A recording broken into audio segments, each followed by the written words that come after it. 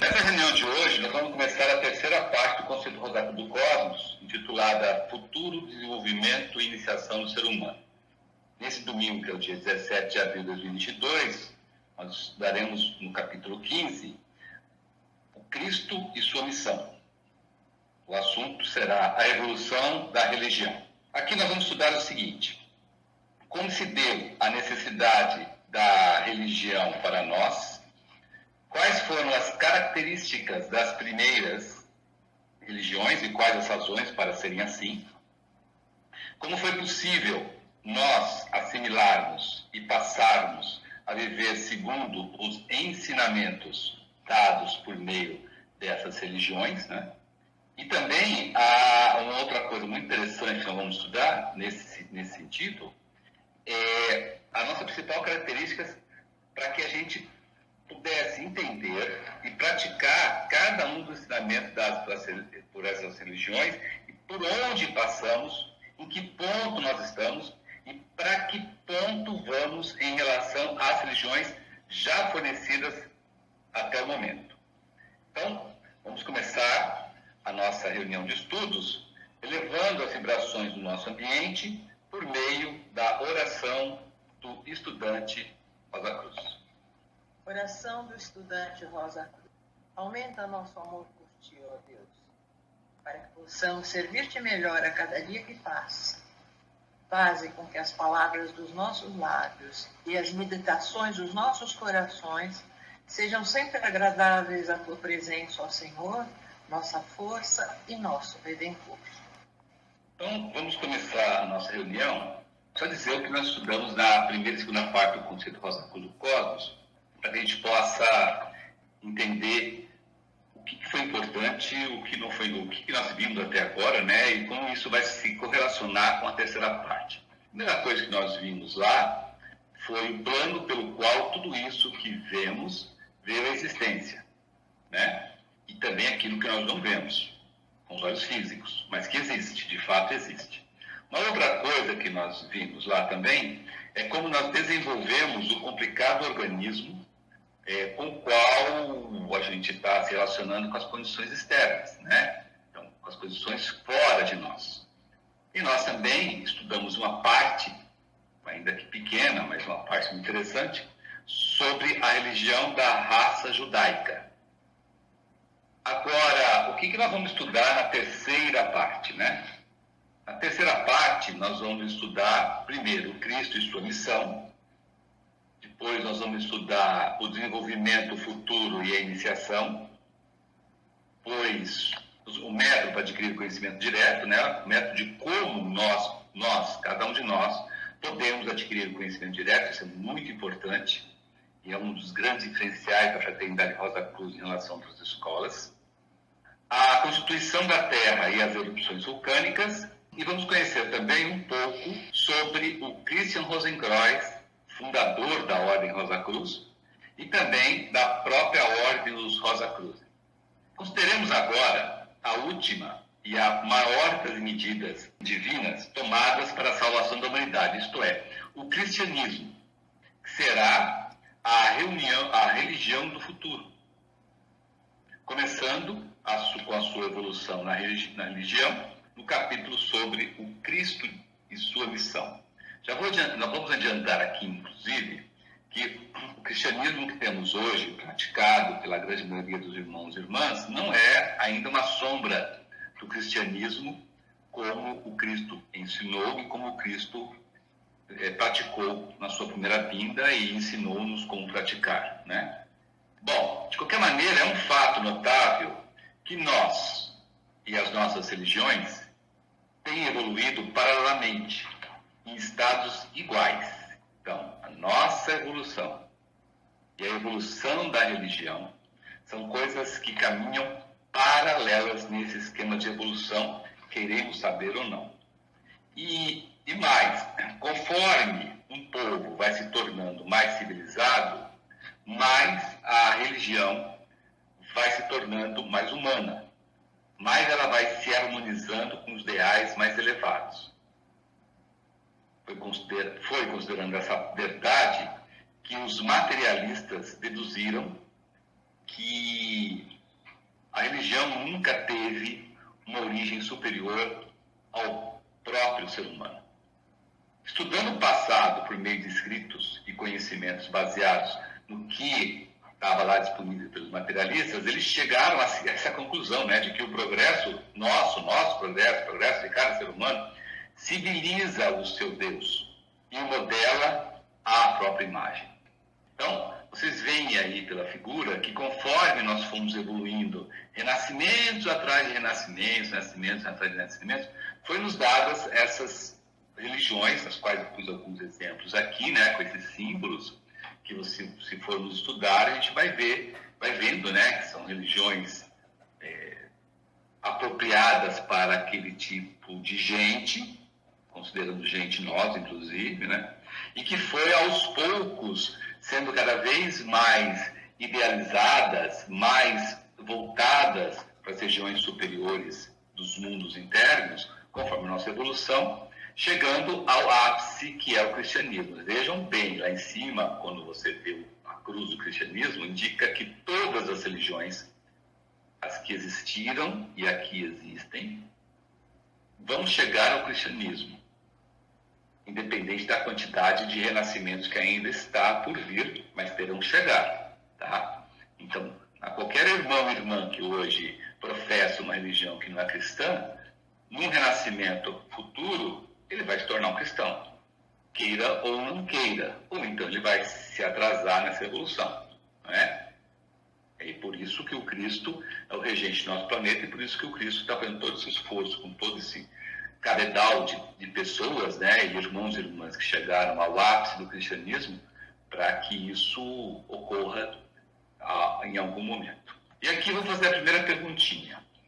Se conforme vamos nos civilizamos, a nossa religião vai se tornando mais humana, então cite para você, né, para cada um de nós aqui, uma religião que existe hoje, que você conhece hoje, e que para você, então é um ponto de vista seu, por isso que não tem nada de certo nem errado, né?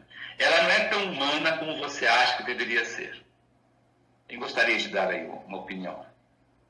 Eu gostaria. O hinduísmo. Hinduísmo. Principalmente porque, por essa conotação de castas, em que a pessoa nasce ou numa casta elevada, dos brahmanes, ou na outra muito inferior, isso determina toda a maneira como ela vai ser tratada, o respeito ou não que ela mereça. Acho isso muito triste. Exatamente. Outro exemplo, tem muitos, né? As religiões de raça. Todas as religiões de raça em si, né? Sem tirar um pouco. O hinduísmo, inclusive, é uma religião de raça. Algum outro exemplo? Dentro das religiões de raça? Ou fora das religiões de raça?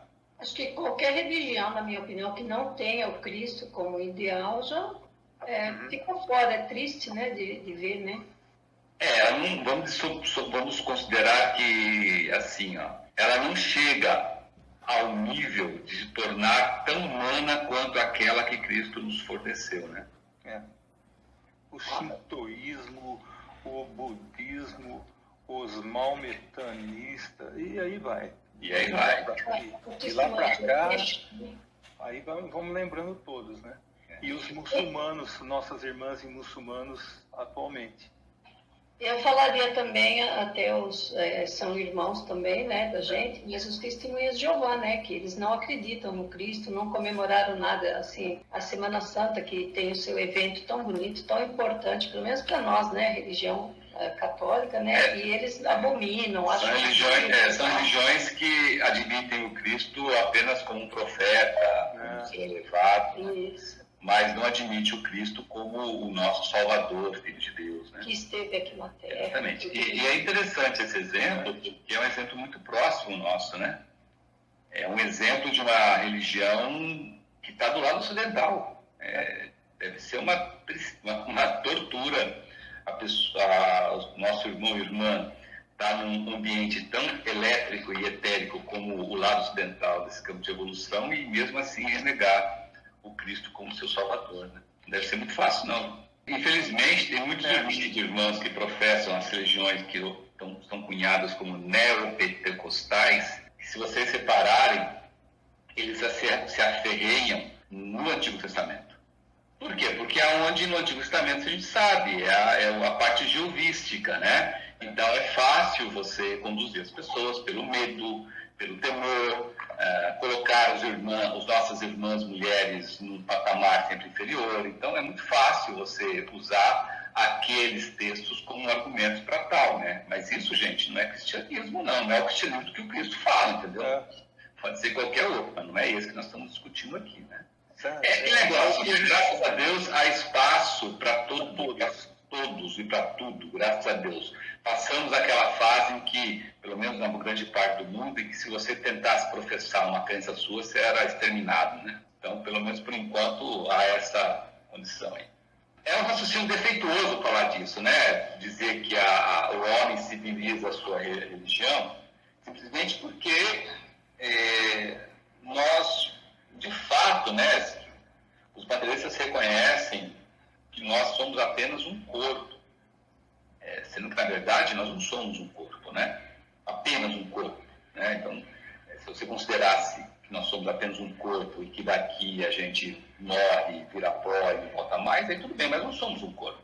Né? Nós sabemos que nós somos um espírito interno, sabemos que nós somos um ego, e nós utilizamos os nossos corpos com uma crescente facilidade conforme evoluímos aqui, né? A gente pode ter, por exemplo, dos estudos que nós fizemos em reuniões passadas, verificar, por exemplo, a evolução do corpo denso e do corpo vital. Então, a gente vê aqui que o corpo denso e vital, na época hiperbórea, ele era uma bolinha desse tipo aqui, né? Onde nós vivíamos, evoluímos, né? E conforme foi passando o tempo nesse plano de evolução, hoje o corpo denso, o corpo vital, na atual época área, é um instrumento muito mais evoluído, muito mais eficaz para a gente trabalhar aqui nessa região química do mundo físico, né? Que mostra que a gente evolui, né?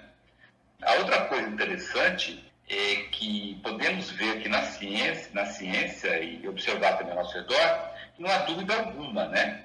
A lei para o corpo é, sim, de fato, a sobrevivência do mais apto. Aqui tem um exemplo, inclusive, dessa raposinha aqui, né? Raposa comedora de ratinhos. Então, inicialmente, você tinha ratinhos brancos, com uma quantidade muito maior que a população dos ratinhos pretos. Aí, conforme os roedores brancos ficam muito mais avistados pela raposa, a raposa vai comendo muito mais ratinhos brancos do que ratinhos pretos. Aí, o que acontece? O número de ratinhos pretos aumentam. Então, essa aqui é a lei para o corpo, né? A sobrevivência do mais apto, né? Muito empregada no reino animal e que foi muito empregada para nós também no passado, né? A gente lembra na época lemúrica que aquelas pessoas que não tinham ainda a glândula pineal desenvolvida como um sentido de tato, morria muito mais rápido do que aqueles que já tinham, né? Porque os que já tinham sabiam que estava próximo de uma coisa muito quente, portanto não destruiria seu corpo, né?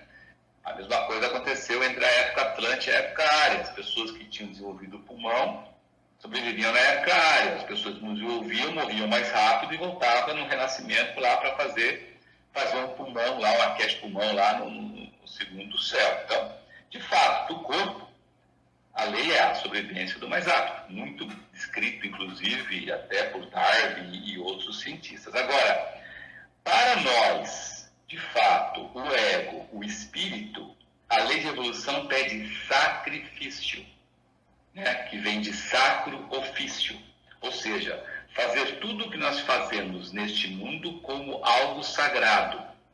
E esse é uma das metas de um estudante Rosa Cruz, né? Não fazer as coisas por necessidade, porque alguém manda, porque eu fui empurrado, mas como algo sagrado. Você tem que fazer, porque não eu? E se eu que tenho que fazer, porque eu não devo fazer da melhor forma que eu consigo fazer, né? E aqui sai outra pergunta. Olhando ao nosso redor, é fácil ver que para os corpos, como eu acabei de dizer, a lei é a sobrevivência dos mais aptos. Agora, vamos citar exemplo da natureza, onde o mais apto, né, o ser mais apto, e aí vale animais, vale plantas, só não vale pedra, tá? Porque pedra não tem esse tipo de necessidade, né? Mas animais, vegetais e até seres humanos, né? Se tinha um exemplo onde o mais apto é o que sobrevive, ou o que sobreviveu. para quem já estudou biologia, Darwin e outros bichos por aí. Carlos, poderia dizer que a sequoia porque a sequoia é muito antiga. E ela é enorme. Pode ser. Ela conseguiu ser mais apta, tanto é que ela sobrevive durante milhões de anos. Milhões de anos. As sequoias é uma árvore, né? É uma árvore enorme. E o próprio ser humano não seria, uma vez que o corpo, né? O corpo humano, né? Sim. Por já possuir, por mais que seja incipiente ainda, uma mente, né? Deveria, né, utilizar a sua sabedoria, seu conhecimento para justamente suplantar o inferior em detrimento, né? Você tem razão. Se você vê, por exemplo, eu estava vendo uma reportagem, né, que dizia o seguinte, que nós, seres humanos, até há uns 40, 50 anos atrás, você viu uma pessoa com 20 anos, a aparência física dela é hoje o que a gente fala de 40. Né? Então, ou seja, a nossa aparência física hoje, ela está durando mais tempo do que no passado, né? No passado, uma pessoa jovem, você leva aquela pessoa e fala, nossa, a pessoa tem 30 anos. Não, não tem 30 não, ela tem 18, entendeu? Então, isso também é a aptidão de sobrevivência nesse mundo. É a alimentação, a questão de ter mais remédios, né? A questão de começar a cuidar melhor do corpo, né? Não malhar, ninguém está falando aqui de malhar em academia, nem nada, estamos falando de alimentação, né? De sentimentos, né? Então, tudo isso realmente tem razão. Alimentar, na verdade, né, o nosso eu superior, né? Na verdade, é o que deveríamos. A consequência é clara, estampada no corpo, quando você cuida do espírito. Quem conheceu o Munhoz, o Antônio Munhoz, ele tinha lá quase 80 anos e quando eu conheci eu achava que ele tinha uns 50 e pouco.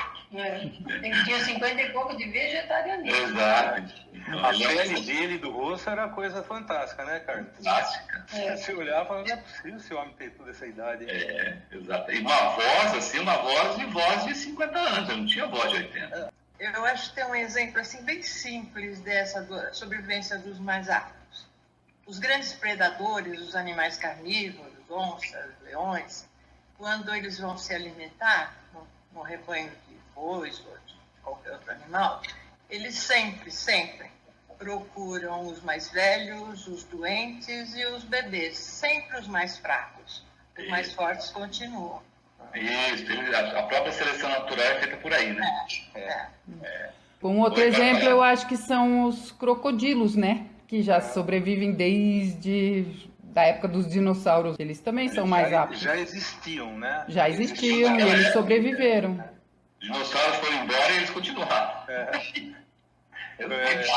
Tem muitos, né? Então, mas é interessante. Alguns tipos de insetos também, estilo barata, né? Barata, por exemplo, tem déficit de dinossauros já. Elas resistem a uma quantidade de radiação que nós nem perto chegamos. Exatamente. E ela não tem esqueleto ainda, ela é exoesqueleto, hein? Exoesqueleto. Olha só. Por isso que quando fala de sangue de barata, é um sangue interessante, né? Sangue branco, né? Sangue branco. Bom, agora de qualquer maneira, né? Enquanto o ser humano acreditar que a força é um direito, né? E aí quando você fala que a força é um direito, eu coloquei essas figuras aqui para nós olharmos com muita atenção, porque às vezes a gente pensa que a força é o direito e começa a olhar só para o lado esquerdo, entendeu? Do tipo, sim, naquela época lá você tinha os gladiadores, você tinha na época dos escravidão lá, açoitando os nossos irmãos negros, você tinha a questão da tortura, né? Que era, nossa, tudo isso passou, nós estamos lá atrás, estamos falando agora, né? Tá bom, vamos puxar um pouquinho mais aqui, tá bom. Depois falar da Primeira Guerra, Segunda Guerra, e tal, mas não é só isso não, gente. Nós ainda temos muitas coisas que a gente executa achando que a força é um direito. Por exemplo, a questão da violência doméstica ainda ocorre porque a pessoa que é violenta acha que a força é um direito, né? A pessoa que tortura acha que a força é um direito. A pessoa que luta com a outra, mesmo que que seja para ganhar dinheiro, né, para botar o pão em casa, ela luta porque ela acha que a força é um direito. A pessoa que espezinha a outra, que pisa na cabeça, que puxa o tapete, né, que dá bronca para todo mundo ouvir, crítica destrutiva, também essa pessoa acha que a força é um direito. A pessoa que joga joguinho de guerra, joguinho de matar, joguinho de destruir, essa pessoa ainda acha que a força é um direito. Entendeu? Então, são coisas assim extremamente dentro da gente, né? Lógico, uma pessoa que hoje joga e mata e destrói, não sei o quê, essa pessoa não vai chegar lá e açoitar o outro lá, como fazia na época da escravidão, e também não é uma pessoa que vai lá e torturar o outro e tal. Mas dentro dela ainda existe esse resquício de que a força é um direito. E a gente sabe muito bem que nós, seres humanos, quando a gente está em determinadas situações, que as tentações aparecem, nem nós, até nós, ficamos, vamos dizer, chateados com a gente mesmo. Porque o pior da gente pode aparecer. Então, esse pior da gente pode aparecer está dentro de nós, né? É a personalidade irrompendo coisas que você fala, nossa, nunca imaginei que tal pessoa fizesse tal coisa. Aí faz, né? Então, por exemplo, quando você vê um colega praticando tiro-alvo, né? Ah, não, mas eu tenho aqui, a minha arma é licenciada, é cadastrada, tá tudo legalizado, tá? Aí o tiro que eu dou aqui é o tiro naquele alvo ali, ó, aquele alvo ali é um papelão, entendeu? Aquilo ali está expressando que a força é um direito, né? E enquanto isso acontecer, enquanto acharem que a força é um direito, o que vai acontecer de fato, né? A forma vai prosperar, a forma se fará cada vez mais forte. E a forma derrubará todos os obstáculos sem a menor consideração pelos demais. Entendeu? Então, tipo assim, a minha sobrevivência como corpo denso, vou fazer de tudo, inclusive matar, inclusive destruir, inclusive pisar na cabeça, inclusive puxar o tapete, inclusive espezinhar, inclusive criticar, etc e tal. Tem muitos de nós, que só dá um poderzinho pra gente, um carguinho pra gente, uma coisinha de nada pra gente, que a gente achar que é melhor que os outros, que a gente começa a pisar nos outros. Quantos de nós já experimentou isso? E se tivesse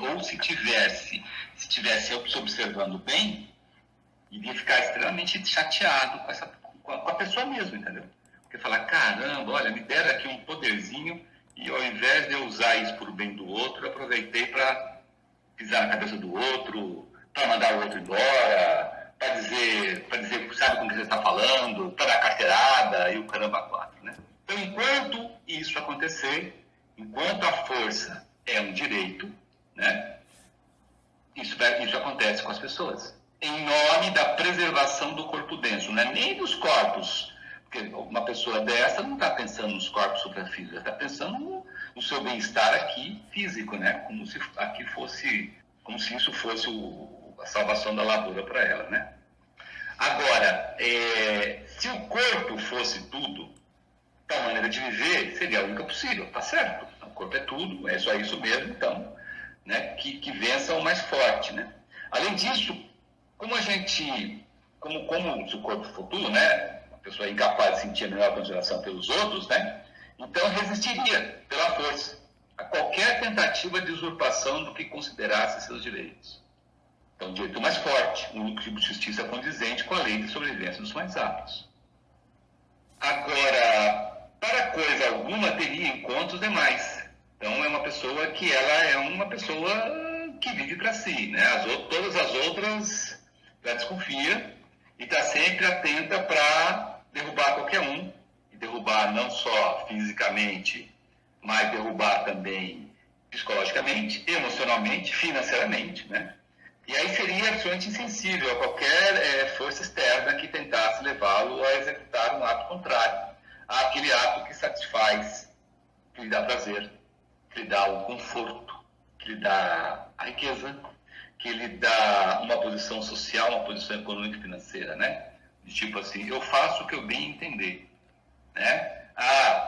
E eu tenho sucesso, olha aqui, olha onde eu estou e olha onde você está. Olha quem eu sou e olha quem você está, né?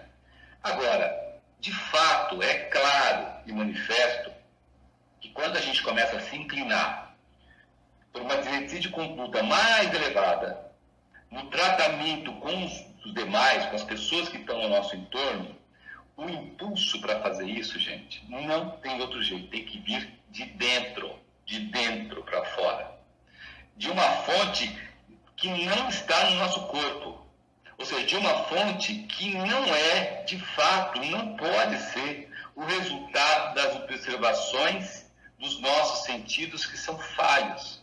Nossos sentidos, 5 sentidos, são falhos. Falhos são os sentidos, falhos são o modo como a gente compreende e entende sentidos e, portanto, falhas são as ações oriundas das aberrações de sentido. Então, não pode ser daí, não, né? Por quê? Porque se caso fosse algo de fora, né, as pessoas elas lutariam contra ele, né, para fazer prevalecer esse impulso, porque é um interesse muito óbvio do corpo, né? Então, de fato, isso não pode ser algo de fora para dentro e tem que ser algo de dentro da gente. Dentro da gente. É isso que nós vamos explorar nesse estudo. O que é esse negócio de dentro para fora? Que quando você começa numa escola como a Rosa Cruz, começa a te dar esse comichão e, obviamente, você começa a se arrepender muito mais frequentemente das coisas que você faz para mostrar que você é maior do que todo mundo, ou que você tem mais grana, etc. E tal, né? Então, nós vamos ver isso. Além disso, né, essa força tem que ser, logicamente, ela tem que ser muito mais forte do que a do corpo. Então, vamos ver agora em detalhes como isso se processa em cada um de nós, durante todo o tempo em que estamos com a consciência de vigília, ou seja, enquanto estamos acordados neste mundo, né? Repare sempre, tá? Sempre estamos agindo dessa forma. Sempre nós estamos discernindo por uma ou por outra direção. E sempre nós estamos agindo de uma ou de outra forma. Não tem como você ficar dizendo, não, tá bom aqui, não vou fazer nada, tá legal. Não existe isso, tá? Então aqui, ó, nós temos os 3 mundos pelos quais nós movimentamos os nossos corpos e com um veículo da mente, certo? Enquanto nós estamos em vigília, inclusive, isso é muito mais intenso, né? Então reparem bem que coisa interessante.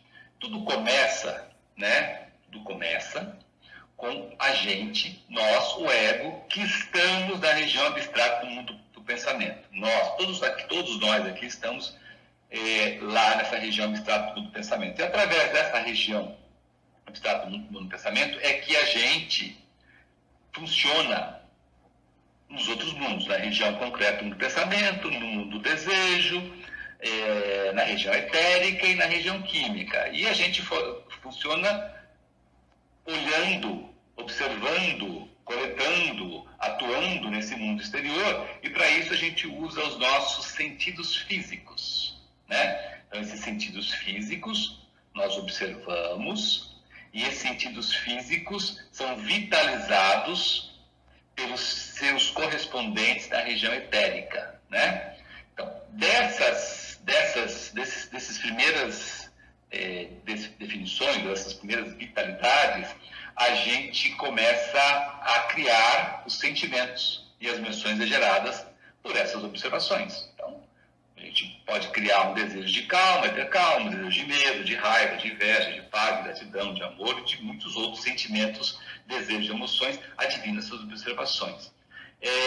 O fato é que esses desejos que são produzidos por nós mesmos como resultado das observações gera os pensamentos formas lá na região concreta, né? Então, dali a gente deduz os pensamentos formas que vão nos fornecer o material, né, para a gente formar ou tomar as conclusões, né?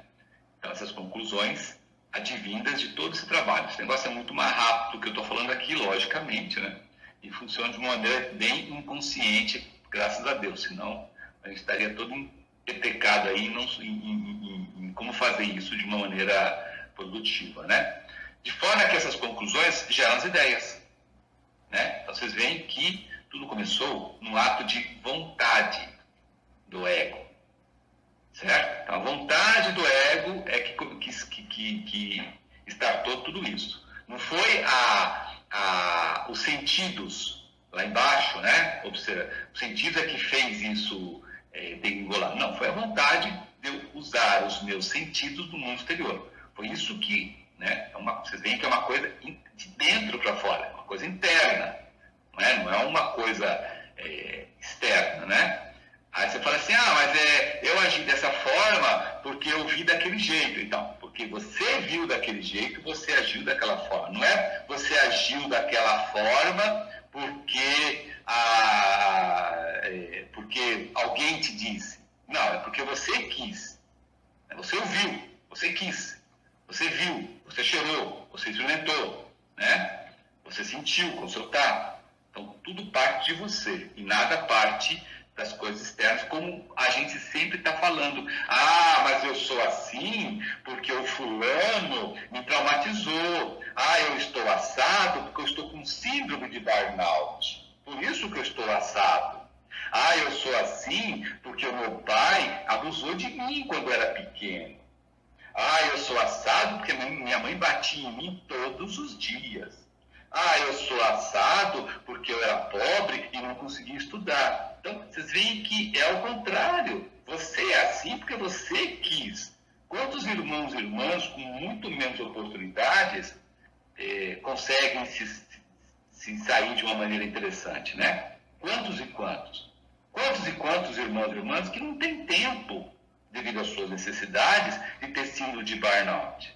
E nem de ter achado que foi abusado de pai ou de mãe, o caramba quatro, né? Então, tudo isso é de dentro da gente, né? Mas continuando aqui, olha que interessante, né? Se eu continuar essa brincadeira aqui, essas conclusões advindas de todo esse trabalho, vai, pelo poder da minha vontade, do que eu quero, eu gero um pensamento forma de uma dessas ações, né?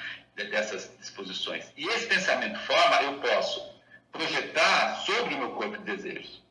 E aí, se eu projeto o desejo, automaticamente eu desperto o sentimento que impele a ação imediata. Ou eu posso, inclusive, projetar direto sobre o heterorefletor para ser uma ação no futuro. Ou seja, eu crio uma memória para ser utilizada no futuro, né? Ou ainda, se eu for treinado, eu posso pegar esse pensamento forma e jogar no campo egóico de um outro irmão, projetando na direção da mente dele.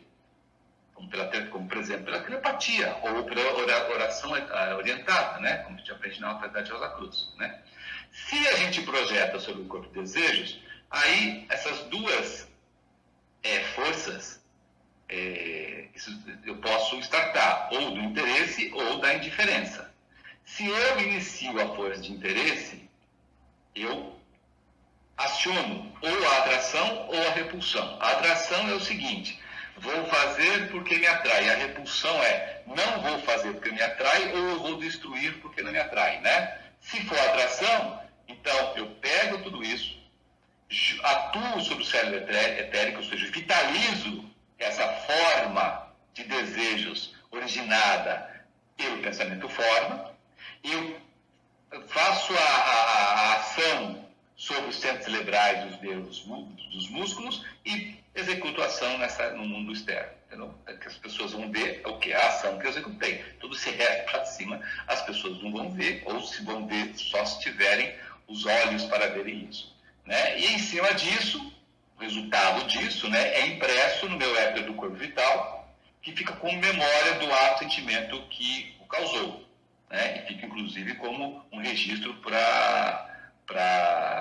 o panorama pós-mortem, né? Se for a repulsão, então, pela minha vontade, né, ou do meu corpo, pela minha força de vontade, né, eu atuo também sobre o cérebro etérico e faço todo o trabalho dos centros cerebrais, nervos e músculos e faço a ação executada para destruir ou para não fazer, repulsão, né? Nesse sentido. Se for no meu corpo de desejos, então eu fico brigando com ele entre atração e repulsão. Se a repulsão vence, eu arquivo aquela pensamento forma. Se eu não quero fazer, eu preciso fazer, mas não quero fazer, eu brigo comigo, entre eu e eu aqui, atração e repulsão. A repulsão vence, aquilo eu arquivo na memória dizendo não quero fazer, não vou fazer e etc. Então, É um desgaste do caramba. A maioria das vezes é por aqui que começam a aparecer as doenças. Tá? Agora, se eu iniciei o sentimento de indiferença, né? Tipo, isso aí eu não quero saber disso, isso não me interessa, etc e tal, eu posso, pela dependência da minha vontade, eu posso executar ação, e isso dá uma leve impressão no meu corpo vital, né? De qualquer maneira, independente de tudo isso, a gente vê que a força mais forte que é a do corpo, se a força for mais forte que a do corpo, ela vai sempre triunfar sobre os seus desejos. Ela sempre vai se sobrepor aos seus desejos. Isso que é importante, né? O que mostra justamente o seguinte, que tudo o que acontece parte de dentro da gente. Já está dentro da gente. É que nós, como nós não observamos bem isso, e como nós somos muito envolvidos pelas nossas circunstâncias externas, a aparência é que a gente é sempre impelido, é sempre empurrado, é sempre reativo às coisas externas, mas é o contrário, né? A gente só, mesmo quando a gente é empurrado, nós somos empurrados por causa da gente mesmo, por causa de uma coisa de dentro da gente, entendeu? Essa coisa de dentro da gente, que é o que chama de vontade, de disposição, é que inicia todo esse processo. E aí, usando a astúcia Atlante, a gente vai sempre falar que nós somos assim por causa das circunstâncias, né? Ou vamos usar um jargão que eu não gosto muito e estou sempre repudiando, que é assim: eu sou assim porque meu Saturno está em quadratura com Marte. Eu sou assim porque agora eu vi lá o trânsito, né? E no trânsito, meu Netuno está em oposição com a Lua. Então, de novo, né? A pessoa está olhando para fora e dizendo que ela é assim porque alguma coisa de fora está fazendo ela ser assim. E não é a vontade dela que está fazendo ela ser assim, né? E graças a Deus é a vontade. Graças a Deus é a vontade, porque vocês vão ver nos próximos slides que, por ser a vontade, é que a gente consegue sair dessa se nós quisermos. Né? Porque se nós não quisermos, vocês viram aqui pelo que eu desenhei, que não há quem faça a gente fazer. Né? Nós temos aí a força do interesse da diferença, né? Que nos ajuda a isso, e ainda quando tem interesse, a gente tem ainda a força da repulsão que faz a gente não fazer. Mas se a gente quiser fazer, a gente faz. Tá? Agora uma perguntinha aqui. Quando estamos na nossa consciência de vigília, ou seja, quando estamos acordados, o que utilizamos o nosso corpo denso para se relacionar com o mundo externo, com o nosso entorno? Eu acho que pela explicação que você deu lá no começo, você falou que a gente usa os nossos 5 sentidos e usa a nossa vontade para exteriorizar, né? Aí depois veio toda essa explicação que você deu agora, mas se não tiver a nossa vontade de dentro para fora, as coisas não vão. Exatamente. Para se relacionar com o mundo externo, a gente usa os nossos 5 sentidos. Tanto é, gente, que a ciência já demonstrou isso muitas vezes, que quando falta um sentido, a gente sobrepõe um outro sentido para tentar fazer com que esse outro sentido faça o trabalho que aquele outro sentido não pode fazer por não termos os órgãos ou ter alguma deficiência dele, né? Claro, por exemplo, que um irmão, uma irmã que não tem o sentido da visão, o tato e o ouvido dela, né? É muito mais desenvolvido do que quem tem a visão, o ouvido, a audição e o tato perfeito, né? Então, vocês veem que os 5 sentidos, é o que nós usamos para nos correlacionar com o nosso entorno. O problema, então, são os filtros que nós usamos. Por exemplo, tem gente que tem os 5 sentidos e passa na rua sem notar nada. Aí você fala assim: você viu que tinha um poste cor-de-rosa que você acabou de passar? Falou: eu não vi nem o poste, imagina se cor-de-rosa. Entendeu? Quer dizer, do tipo, essa pessoa é uma pessoa que tem um problema gravíssimo no exercício de observação. Como o Max Sendel fala, a gente vai ver aqui nessa terceira parte, né?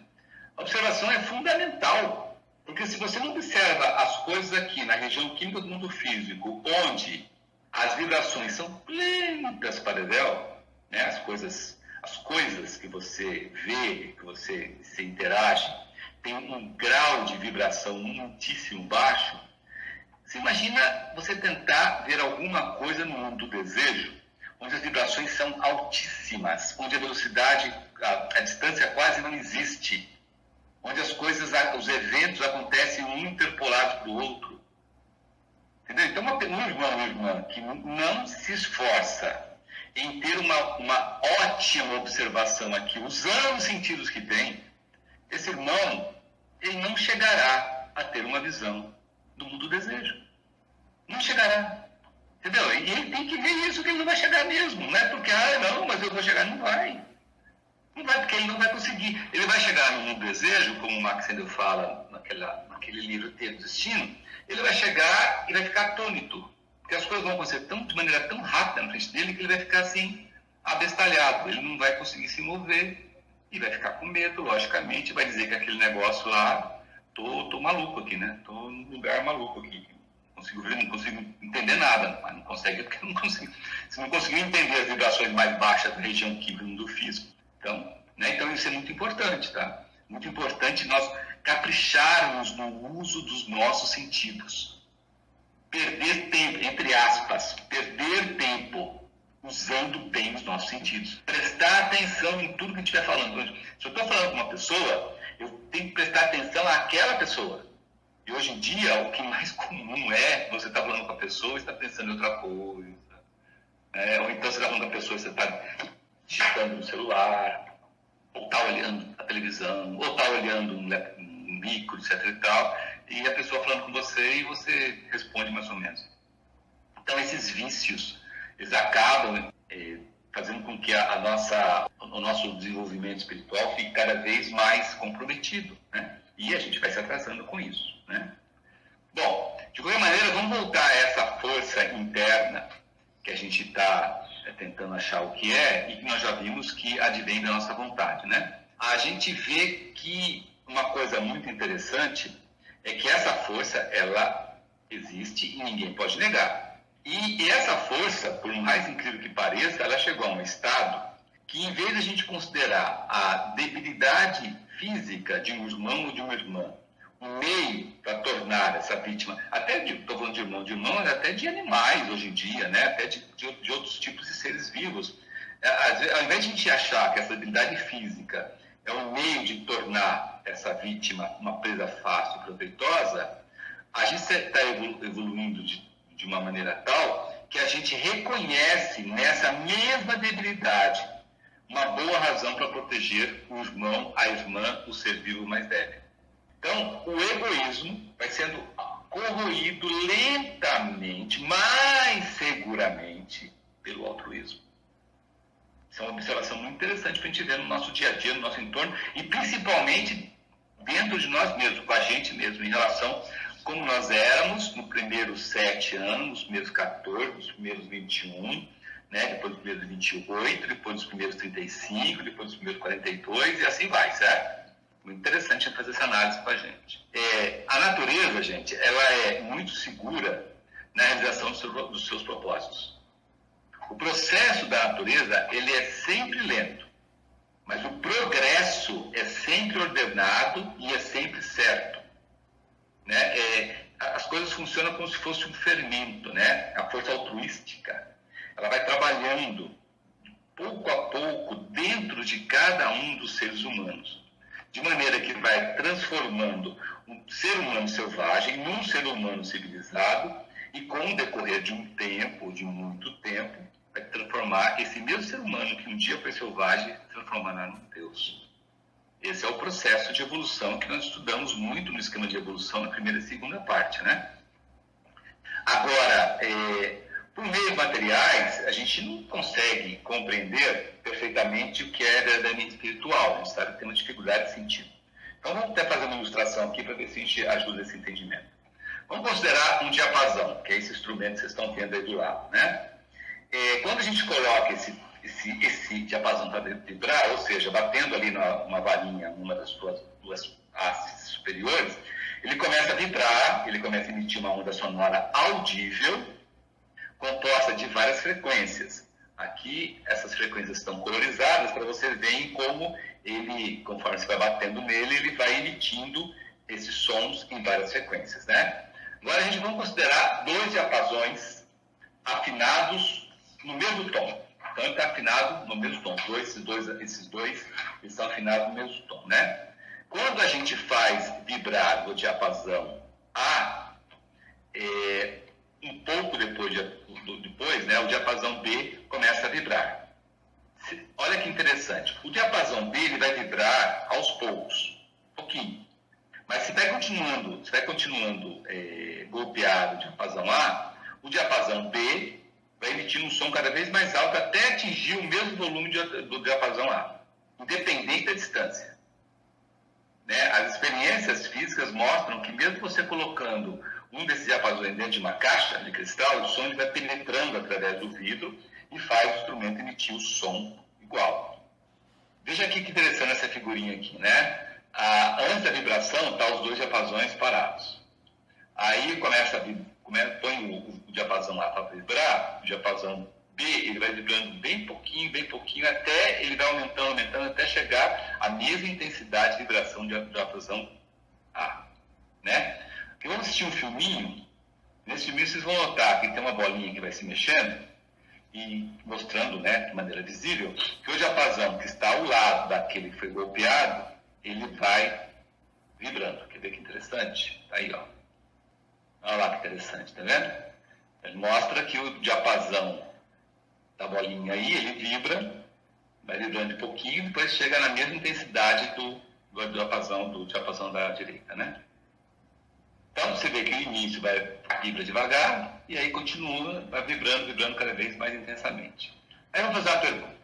Vamos falar sobre a ressonância, que é esse fenômeno físico que a gente está vendo. Se um pelotão de soldados vai marchar sobre uma ponte de madeira, quando é que essa ponte tem o maior risco de se desmantelar toda? Quando é que vocês acham? Quando a vibração de todos estiverem igual, no mesmo tom. No mesmo tom da ponte, né? Aí a ponte cai. Exatamente. Exatamente, isso. Então, por isso Seria a nota-chave da ponte, que é a Isso. Exatamente, a nota-chave da ponte. Por isso que é a orientação desde sempre, né? Desde quando talvez aconteceu a primeira vez. Depois, tantas pessoas na ponte, o comandante, né? Para de marchar. Num ritmo diferente. Começa a andar aí, porque esse negócio quer pegar, né? Então, interessante isso, que isso já faz parte do conhecimento popular, né? Mas para acertar o tom, a nota-chave da ponte, não é tão fácil, né? Eu acho que eles tentaram, né? Até derrubar e falou, essa aqui é a nota-chave. Não, eu estou falando porque você falou isso do pelotão, né? Que no exército, não sei o exemplo que você deu se foi no exército, mas eles pedem para andar quando está na ponte. Isso. Porque o risco é alto?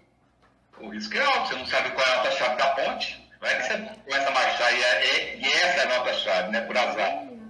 Vai todo mundo pro rio, né? Eu acredito que tiveram muitas experiências para chegar nesse... Desde as trombetas de Jericó, olha. Não, é que eu nunca tinha imaginado isso, entendeu? Por isso que eu tô é proibido, né? Eu não sabia. Ele sabia da nota-chave, mas do risco ser tão alto eu não sabia. É assim. É assim, bem alto. É bacana quando você vai assistir um concerto, que você vê lá o regente, né?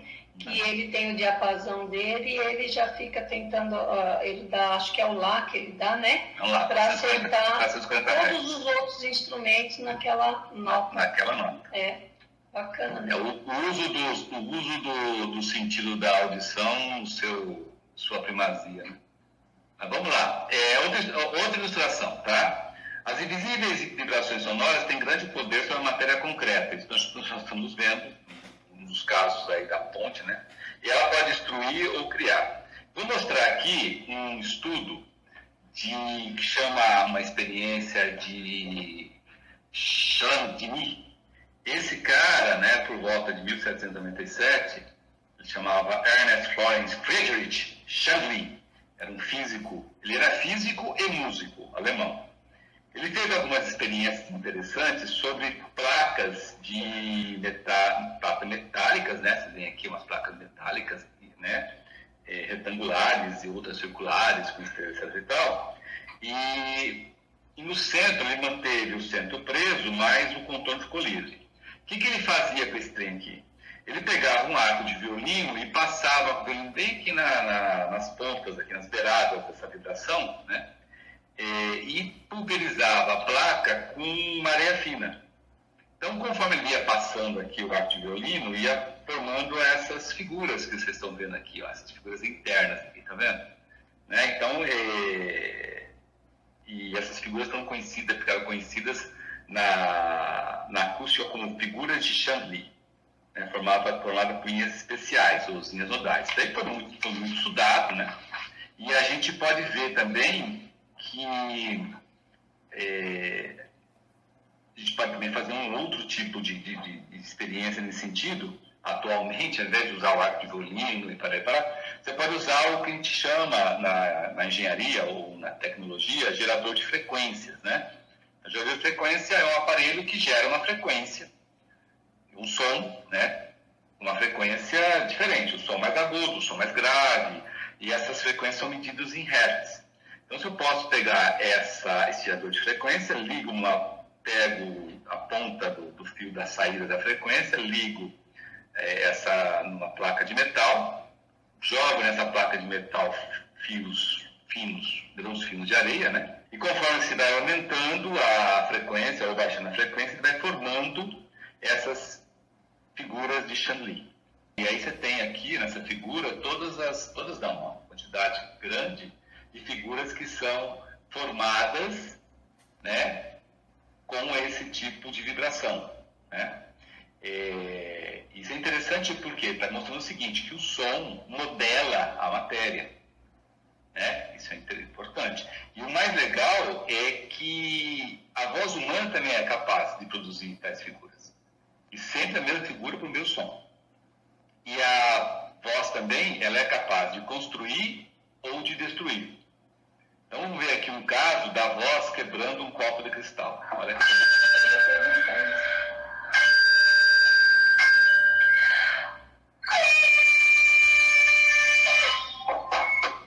Pronto, quebrou, né? Interessante? Acabou.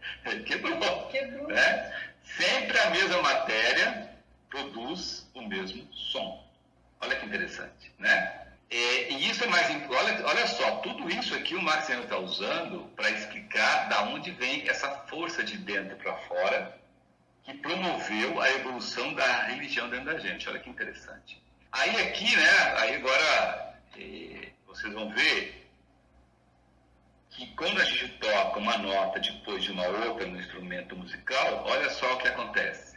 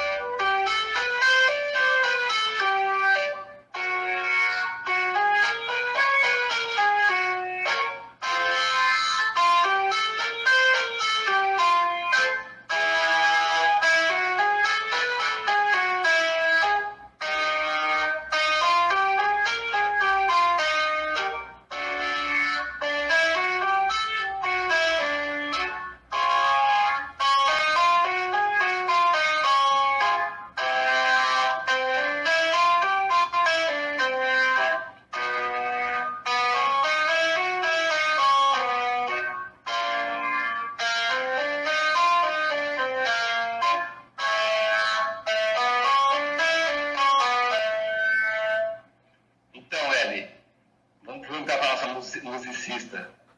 O que ela fez aí?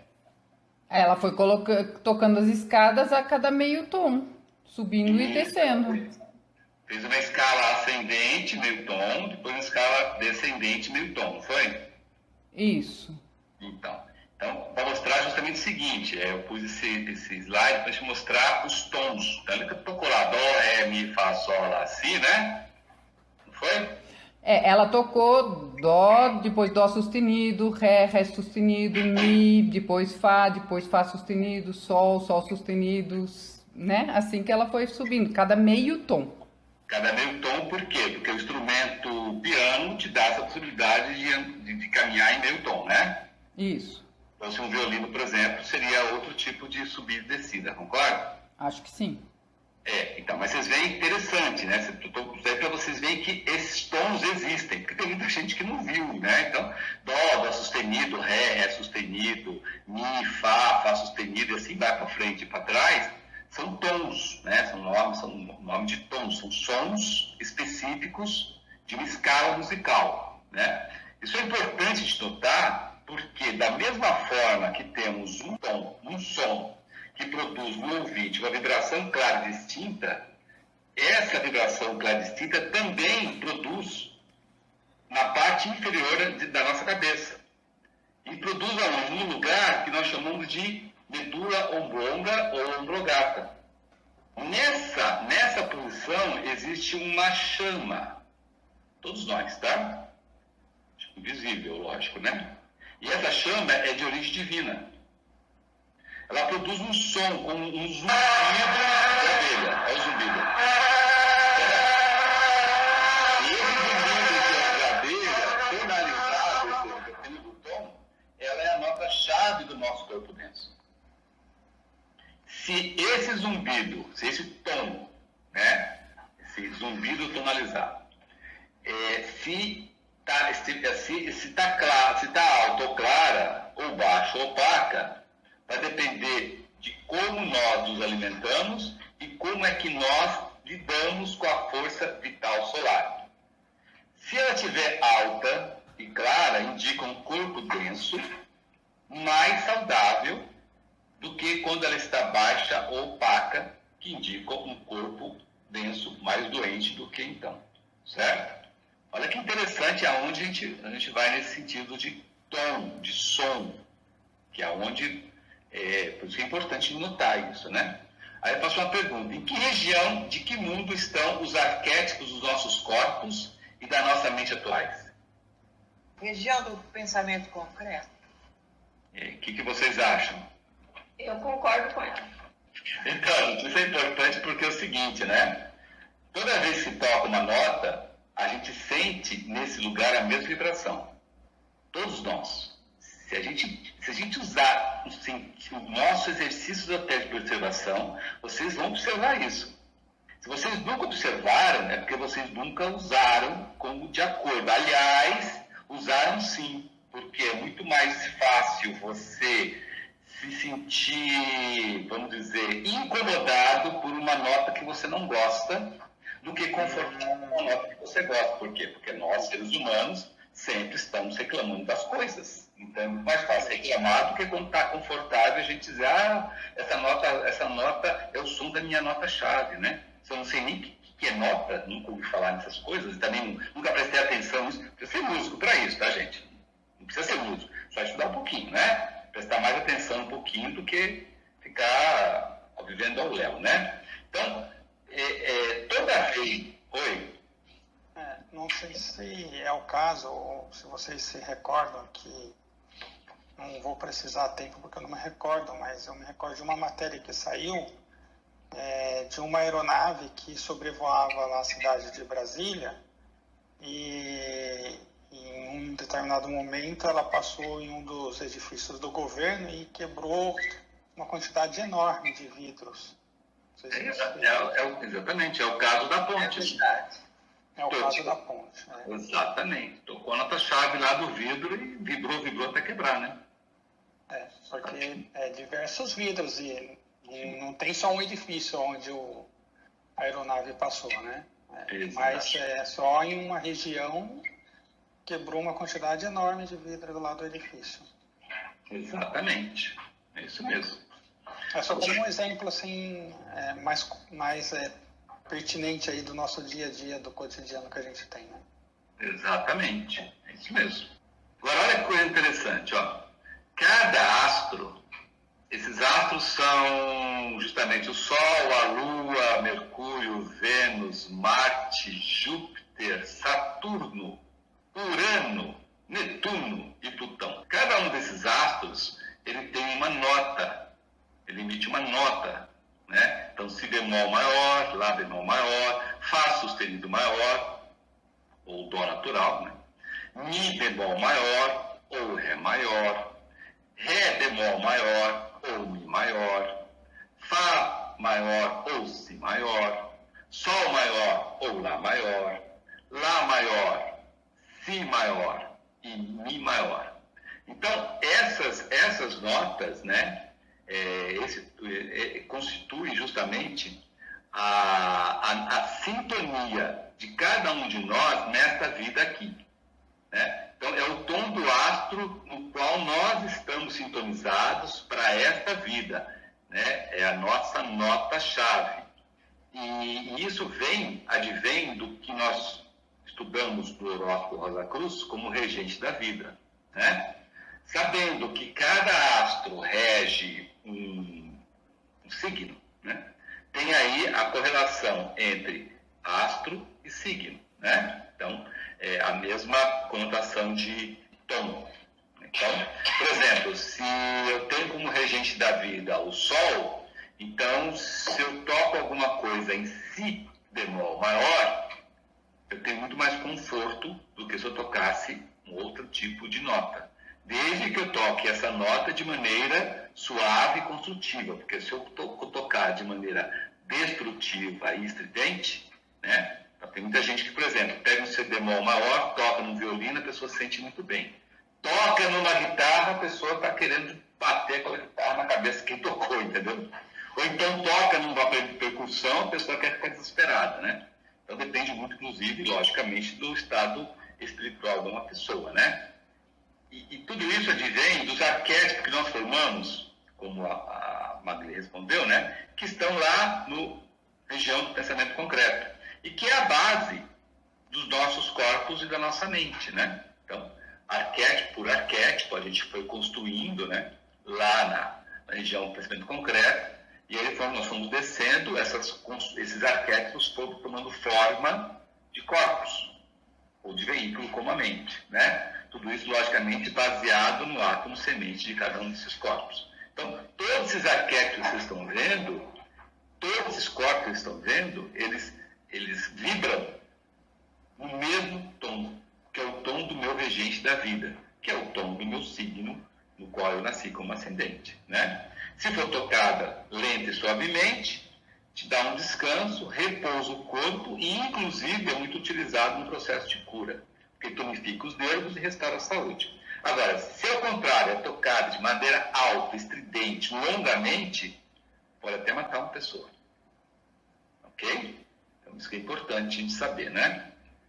Carlos, naquele exemplo que você deu, que a musicista tocou a escala no piano, ela tocou grande parte dessas notas, né? Sem dúvida. Si bemol até pelo menos o Lá maior deu para notar lá, mas... Sem dúvida. Quer dizer, todos nós podemos nos sentir bem em alguns momentos e achar meio estranho em outros, né? Por isso que tem as músicas clássicas, eruditas, que já são compostas em determinado tom, você usa, né? Isso, inclusive, tem lá no YouTube, nós fizemos um trabalho de cada um colocar o seu tom, colocar onde reage no seu corpo e ainda colocar algumas músicas de exemplos lá para as pessoas usarem, né? Justamente para ajudar. Então, recordemos o que acabamos de dizer sobre a música e o som. E vamos relacionar com o problema do despertamento e do fortalecimento dessa força interna do altruísmo. Talvez podamos compreender melhor esse assunto, né? Em primeiro lugar, note que coisa interessante. Os dois diapasões estavam afinados no mesmo tom. Se não tivesse afinado no mesmo tom, você podia morrer de bater em um que o outro nem se mexia. Então, os dois tinham que estar afinados, né, no mesmo tom. A gente fixe bem claramente isso, tá? Que a vibração de qualquer coisa só pode ser induzida em outra coisa se essa coisa estiver afinada no mesmo tom. Ou seja, qualquer coisa só pode ser afetado se a sua nota-chave, que lhe é particular, for tocada por outro lado, né? Aí tem uma pergunta aqui. De que corpos é formada a nossa personalidade? Eu vou chutar o corpo físico, a personalidade, o corpo físico, influenciado pelo corpo vital e impulsionado pelo corpo de desejos. E aí, quem dá mais? Ainda tem o corpo vital e a mente? Não, a mente. Tem a mente. 3 mais a mente, né? Desculpa, faltou a mente. Oi? Exato. Então, Isso mesmo. a personalidade com P maiúsculo, pelo conceito Rosa Cruz, é formado pelos nossos 3 corpos e pela mente. E a mente. Essa é a nossa personalidade. Agora, nós como egos nos expressamos por meio de quais veículos espirituais? Ô, Carlos, mas então pode voltar um pouquinho? É só para a gente deixar claro. Pelos 3 corpos: corpo físico, vital e de desejos. E a mente? E mais a mente. Isso, mais a mente. A mente não deveria ser, tá? Porque a mente é uma ligação, ela não deveria ser. Originalmente, quando você cresce espiritualmente, a sua personalidade, ela tende cada vez mais a ser a personalidade original. O que é a personalidade original? Aquela que ela foi criada, que é o corpo denso, vital e o de desejos. Só que como a nossa mente está muito contaminada, ela tende a se juntar ao corpo do desejo e, portanto, fazer parte também da personalidade. Uhum. Conforme você vai crescendo espiritualmente, você vai conseguindo fazer com que ela volte à função original dela de elo de ligação. E, portanto, ela não é a personalidade, ela é apenas um elo entre a personalidade, que é o corpo denso, o vital e desejos, e a individualidade, que é, respondendo ao item B, o ego, usando os seus veículos espirituais, espírito humano, espírito divino e espírito divino. Entendeu? Esse é o conceito da Fraternidade Rosa Cruz em relação à personalidade. Isso, e aproveitando a individualidade. É isso, desculpa. Aproveitando. Então, a individualidade somos nós, nos expressando pelos 3 veículos espirituais, espírito humano, de vida e divino, usando os nossos corpos, denso, vital e de desejos, e para isso a gente usa um elo de ligação que é a mente. Tá? Isso é que nós estamos trabalhando, é por isso que nós estamos na Fraternidade Rosa Cruz, para trabalhar nesse sentido, entendeu? Para desvencilhar esse problema da mente estar grudado no corpo de desejos, desde quando nós caímos na queda do ser humano, como foi estudado aí no estudo anterior, né? É muito interessante. A segunda Carlos, essa é a nossa máscara, né? A personalidade é a nossa máscara. Então, a segunda pergunta respondendo é: espírito humano, espírito divino e espírito divino? Isso, divino. Exato. Exatamente. Né? Então, vamos lá. Então, sabemos que aquela força altruística que nós estamos falando aí do som, do tom, etc. e tal, ela existe. Sabe que existe, né? E sabemos que ela tem menor expressão num povo pouco civilizado do que num povo de elevado padrão social. E que falta quase totalmente aos nossos irmãos e irmãs que conseguem fazer ou produzir corpos densos, né? Ainda meio deficitários, né? Logicamente, conclui-se que se no passado remoto a força altruística não existia, então o que ela fez induzir de maneira a existir para nós, a gente sentir, né? Aí a gente vê que é o seguinte: primeiro, a personalidade nossa não tem nada a ver com ela, né? Se a gente olhar só nossa personalidade, o corpo de desejos, o físico, o do vital, o de desejos e o denso, mais a mente que está puxada para baixo, né? A gente vê que ela prefere muito mais estar mais à vontade sem essa força altruística, né? Que vai exigir sacrifício, né? Por outro lado, nós, o ego, nós somos o espírito virginal da onda de vida manifestada aqui, nós somos criados à imagem e semelhança de Deus, né? Então, logo, a gente deve possuir latente a força do altruísmo, que é uma força de Deus, dentro de nós mesmos. De outra maneira, não poderia ser despertada, né? Ainda mais, deve ser sido despertada por uma força da mesma espécie, né? Lembra disso, o diapasão, uma força similar, que já está ativa. Então tem que ser despertado a partir de alguém que já tem essa força altruística ativa e que é similar a nós, né? Da mesma maneira que o diapasão, pois foi tocado e induz a vibração do segundo, né? Além disso, as vibrações do segundo diapasão, lembram-se disso? Conforme se vai batendo mais no primeiro, o segundo vai se tornando cada vez mais forte, né? Assim também, sob a continuidade do impacto do amor de Deus dentro de cada um de nós, vai se despertando e aumentando cada vez mais a potência da força de igual natureza, ou seja, a força do altruísmo. Então, do que nós falamos aqui, é razoável e lógico admitir que, primeiramente, foi necessário, né, nos dar uma religião apropriada à nossa ignorância. Teria sido muito difícil para a gente, naquele estado, né, onde a força altruística ainda estava muito inexistente, se nos desse ali um Deus de amor e de ternura.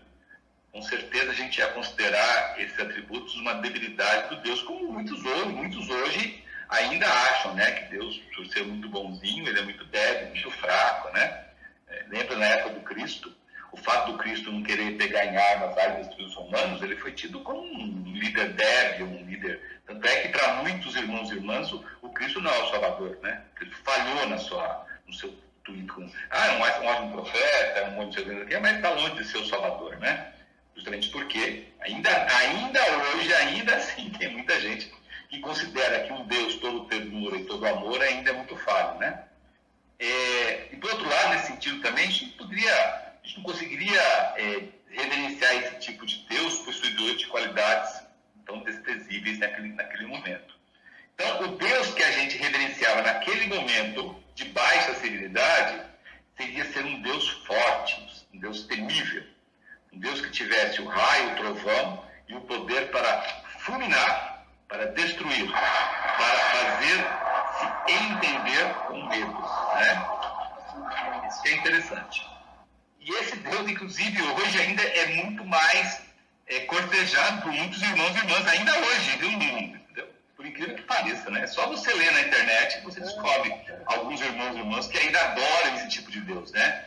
O Deus que vem e arrebenta tudo, né? Então, de qualquer maneira, então, primeiramente, né, inicialmente, nós, seres humanos, nós fomos impelidos a temer a Deus, para o nosso próprio bem espiritual. Então, para o nosso bem espiritual foram dadas as religiões que tinham como base o látego do temor, o látego do medo.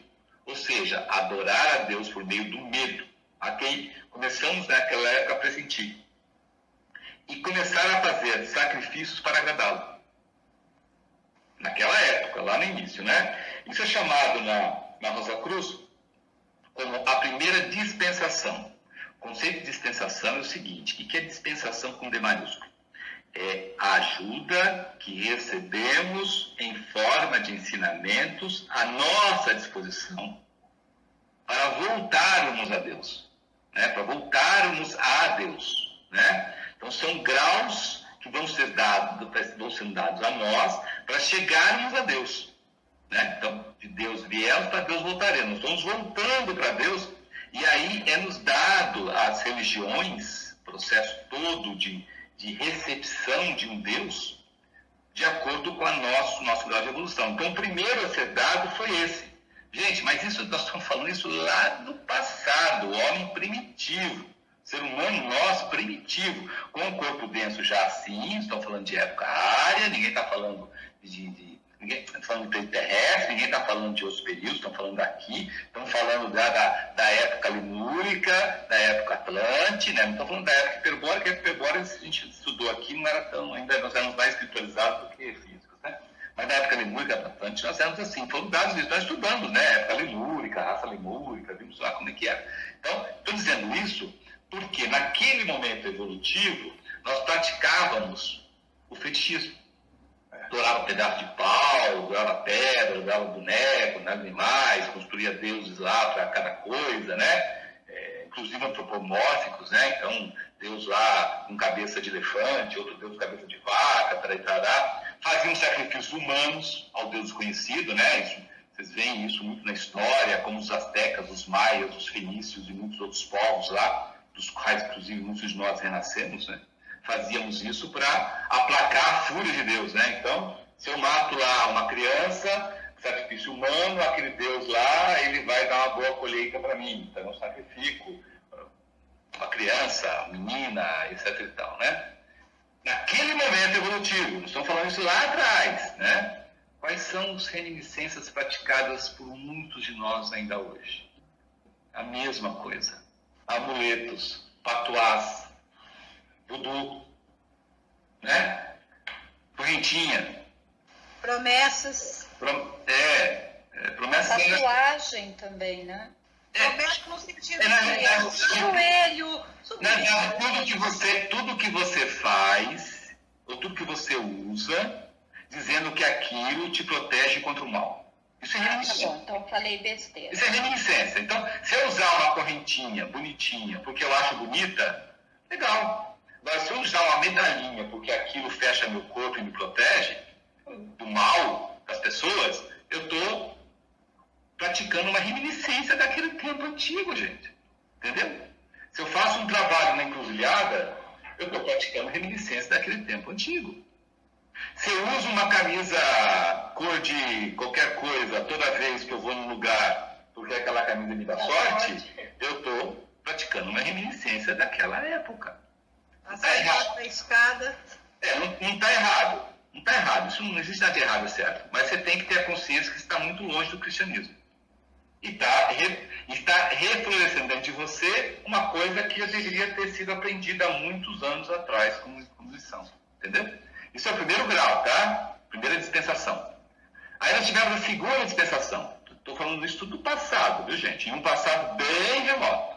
A segunda dispensação era nos ensinado a olhar a Deus como um doador de todas as coisas.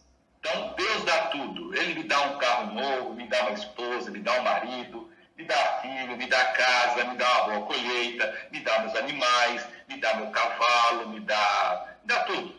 Me dá uma viagem para chuva. Me dá chuva, me dá sol, me dá viagem para fora, me dá tudo, tá? Então, doador de coisas, né? E mais, eu espero deles benefícios materiais. Espero agora e espero sempre. Ou seja, sempre que eu for bonzinho, né? Ele sempre vai me dar essas coisas, tá? E aí, para isso, eu começo a sacrificar coisas por avareza. Então, eu espero, sacrificando, né? Eu espero que Deus me dê 100 por 1. Ou seja, eu sacrifico 1 e Deus me dá 100. Eu sacrifico lá uma pombinha e Deus me dá uma vaca. Eu sacrifico lá um bode e Deus me dá uma casa, esposa, filhos e carro. Entendeu? Né? Ou então, para me livrar do castigo imediato. Eu vou me sacrificar agora sim, porque toda vez que eu me sacrifico dessa maneira, chove. Né? Ou não chove. Né? Olha, Deus está enfurecido, por isso está pegando fogo em tudo. Então eu vou me sacrificar fazendo tal coisa para que não pegue fogo em tudo. Né? Então, naquele momento evolutivo dessa segunda dispensação, das religiões da segunda dispensação, nós começamos a praticar a idolatria. É Atlântico, inclusive, né? Certo? Adorava imagens, né? Símbolos, construía símbolos lá, bonitinho, imagens lindas e maravilhosas, né, de Deus, né? Começamos a praticar o monoteísmo, né, o Deus de raça, as religiões de raça, o Deus de raça, né? E sacrificava lá o melhor bem. Sacrificava o melhor animal, o melhor boi, o melhor cordeiro, o melhor não sei o quê, né? Ao Deus de raça. Então a gente sacrificava coisas, já não sacrificava mais humanos, mas sacrificava coisas. Reminiscências hoje? Olha as reminiscências hoje. Né? A gente vai em igrejas onde irmãos e irmãs diz que Jesus prospera você. Jesus te dá a prosperidade material. Vem aqui que você vai ter dinheiro. Né? Outra reminiscência muito forte, patriotismo. Pela minha pátria eu vou morrer. Vamos colocar uma bandeira na frente da casa para dizer que eu sou patriota. Né? Vamos ficar contra o país X, porque eu sou patriota e minha pátria está dizendo que o país X ele é ruim. O país X, gente, é irmãos e irmãos que estão lá. Que estão errados, mas estão lá. Né? Ah, vamos pagar, agora sim, vamos pagar a promessa. Carregar uma cruz de madeira levinha, tá? Não vai fazer uma madeira de peroba, não. Faz aquelas madeiras levinhas que flutua na água, né? Que daí fica mais fácil para carregar. Ou então aquele tipo assim, né? Como a gente nós somos uma geração, né, gente? Né? Que a gente via lá, né? Que, olha, se a minha filha for curada, o meu filho vai ficar com o cabelo comprido até os 11 anos e todo dia X ele vai se vestir de anjinho. E saía de anjinho para lá de branquinho, para cima e para baixo, né? Lembram disso, não? Isso é coisa do interior. Exatamente. Ou então, como se faz hoje, né? Olha, vamos comprar uma vela de 1,50 m, porque a graça alcançada foi tão grande, só uma vela de 30 centímetros não adianta, né? Então, vamos comprar de 1,50 m, de 2 metros. Né? Então, tudo isso são reminiscências. Quem mora perto da Dutra, essa época do ano, nossa, passa carreata de nego levando De novo, gente, não está errado, mas é reminiscência pré-cristã. Isso não é cristianismo. Desde que você carrega uma coisa nesse sentido, isso não é cristianismo, é pré-cristão. Entendeu? E tem muitos irmãos que fazem isso. Max Sennett tem um aforismo que ele fala que é o seguinte: o limite dado para pedirmos coisas materiais. Limite dado. O pão nosso de cada dia. Ponto. Esse é o limite. Para o estudante esoterista, esse é o limite. Então, estou falando aqui, né? Primeira dispensação, segunda dispensação, coisas que eram feitas e tinham que ser feitas naquele momento evolutivo, e as reminiscências que estão dentro de nós, que vira e mexe, se sobressaem. Certo? O Deus de raça, gente, ele era um amigo todo-poderoso. Né? Deus de raça, Jeová, Espírito Santo, né? Que tinha suas religiões de raça, baseadas nas religiões geovísticas, ele era um Deus todo-poderoso. Ele era maravilhoso. Né? Ele era interessante porque ele era amigo, né? E devolvia multiplicados carneiros, cereais que eram sacrificados, né? Segundo a dispensação. O ser humano não chegaria ainda, não tinha chegado ainda, né? A um estágio de compreender que todas as criaturas são semelhantes. Mas o Deus de raça ensinava a gente a tratar bem os nossos irmãos de tribo, os nossos irmãos de raça. E a fazer essas leis equitativas e amplas para esses seres humanos da mesma raça. Varia para o meu conjunto aqui, não varia para o outro. A reminiscência muito forte disso é espírito de família. Né? Aí eu desejo que o meu filho entre no vestibular, entre na faculdade X. Ah, mas o filho do vizinho também está estudando. Ah, não, aí eu não desejo, não. Eu desejo para o meu filho. Se eu tiver que escolher, eu escolho meu filho. Né? Ah, minha filha vai sair de casa. Eu desejo que ela saia e volta bem. Ah, mas e as outras filhas? As outras filhas, talvez, quem sabe, se der tempo, né? Entendeu? Então, espírito de família, né?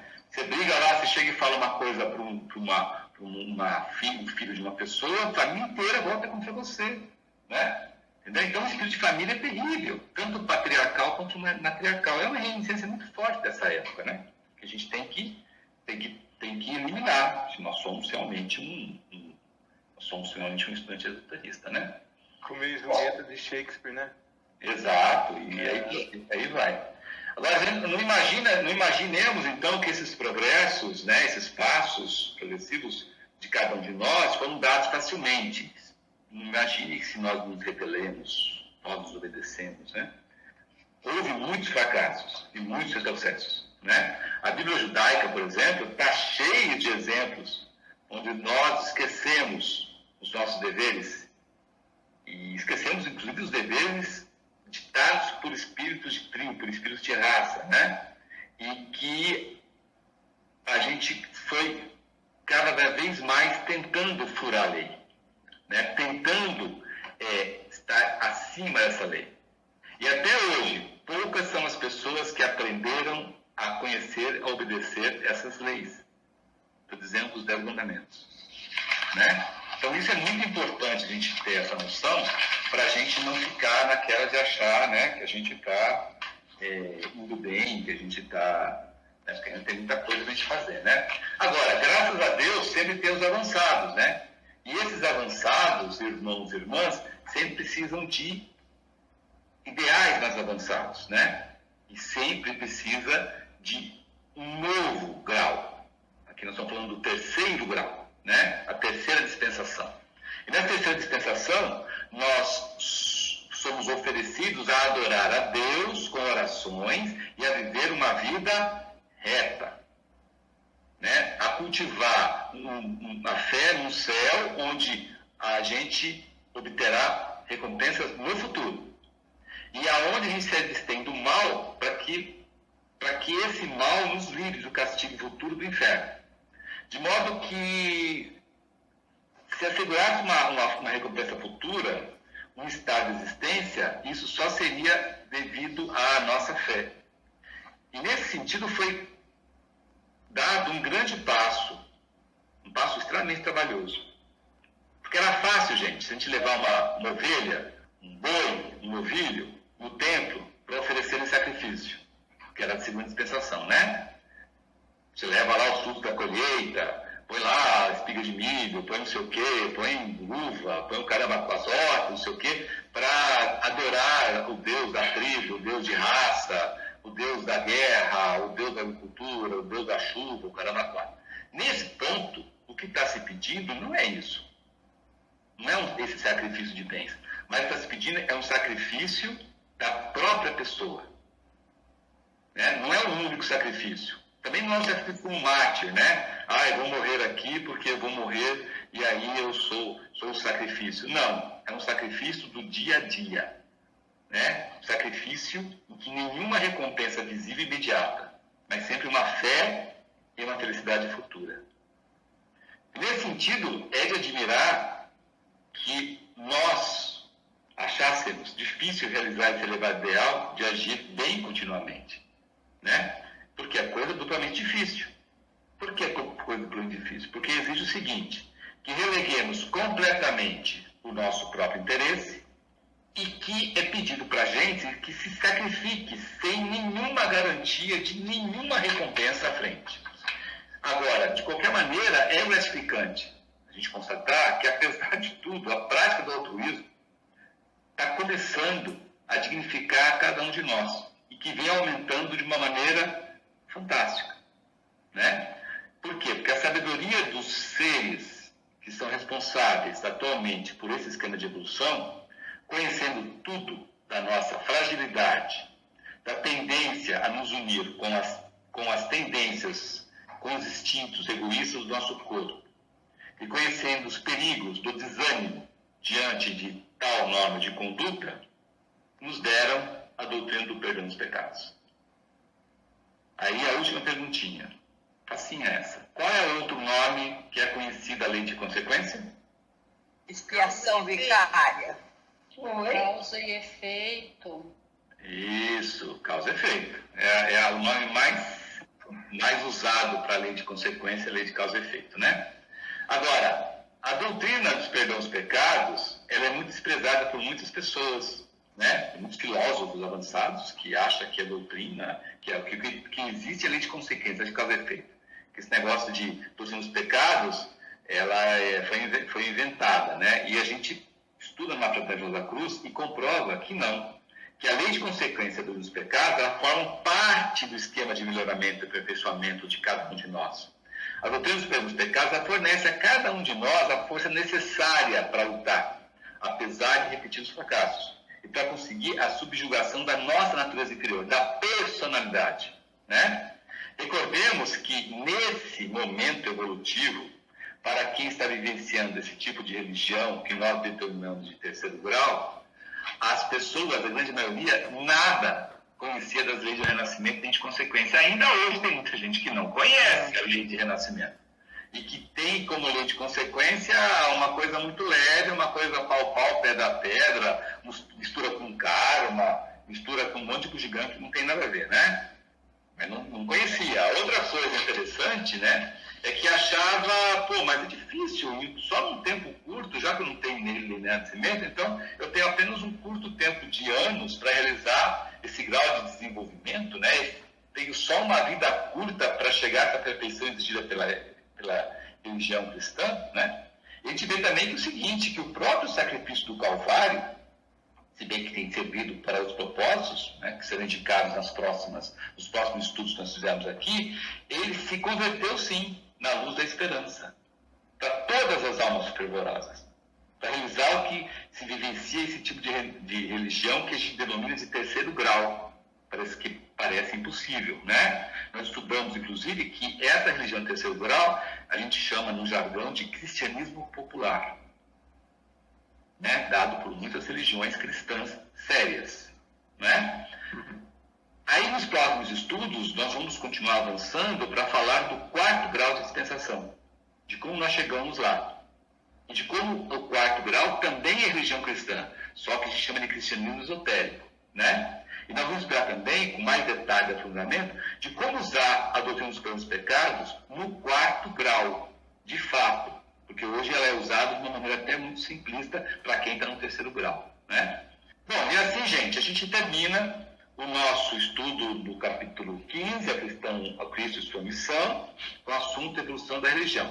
Recapitulando o que nós estudamos como se deu a necessidade da religião para nós, um pouquinho também nós falamos sobre quais foram as características das primeiras e quais as razões para serem assim, como foi possível nós assimilarmos e passarmos a viver segundo os ensinamentos dados por meio das religiões.